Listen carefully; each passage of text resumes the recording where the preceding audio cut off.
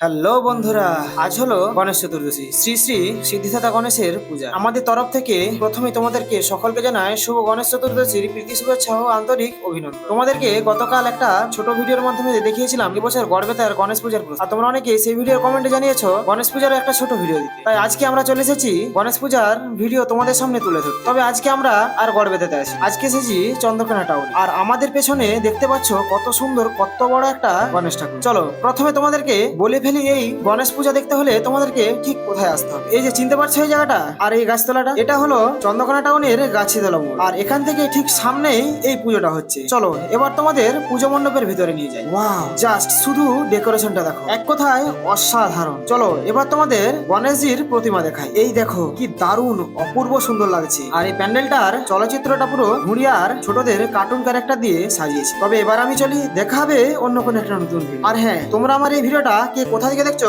অবশ্যই কমেন্টে জানিয়ে তো ভুলো না কিন্তু।